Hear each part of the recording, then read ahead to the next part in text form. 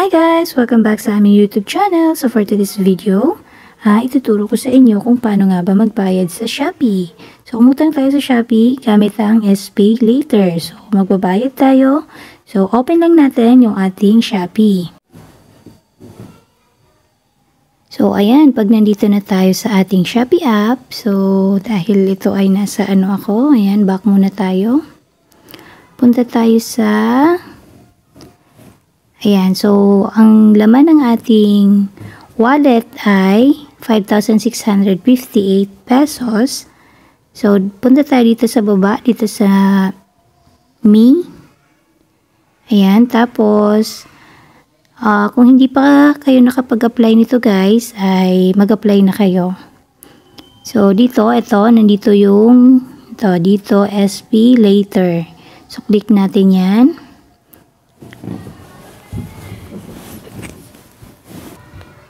So, ayan, nandyan na tayo. So, i-click lang natin itong. So, ito na yung nautang ko guys. So, umutang ako dito ng mga item to. So, bumili ako sa Shopee nang wala akong pera, kaya inutang ko siya. So, ayan. Meron na ako ngayong available credit na 40,000. So, pwede akong umutang ng nagkakahalaga ng 40,000. Hindi natin ipamili sa Shopee. So, kailangan lang nating bayaran every month or kung ano yung kukunin mong date kung kailan mo siya babayaran. So, ngayon, may nautang ako. So, kailangan ko na siyang bayaran kasi due date na niya ngayong October 15. So, click natin tong pay bill.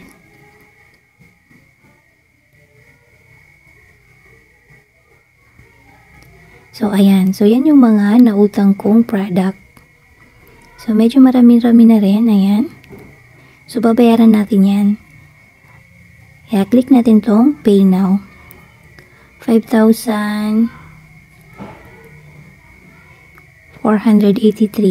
Pay Now. Click natin yan.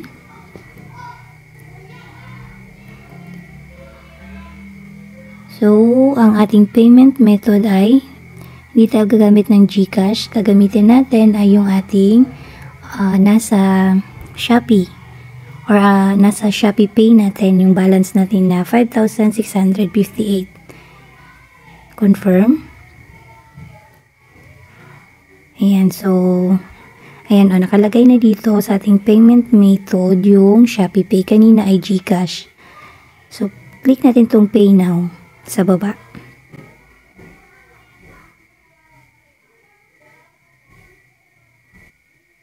So, ayan. Kailangan natin ilagay yung ating Shopee PIN. Shopee Pay PIN. So, ay wait lang. Ayan. Pag nalagay na natin, yan na yung lalabas. Repayment successful. So, nakabayad na tayo ng 5,483. So, balik tayo dun sa ating view my SPay Later. So, ayan, kanina 40,000. So, nadagdagan na naman siya. Naging 44. So, kahit anong ordering mo dito, ay pwede. Basta magbayad ka lang every month. Kasi pag hindi, may penalty ata yun. So, hindi pa naman ako nakatry. So, ayan, back na tayo sa ating home, Shopee Home. Shopee Home. Okay, so ito na lang yung natira sa ating money. 174 pesos. So yeah guys, kung nagustuhan mo yung video na to, please don't forget to click the subscribe button sa baba para lagi kang updated pag may mga bago tayong video. Okay, bye!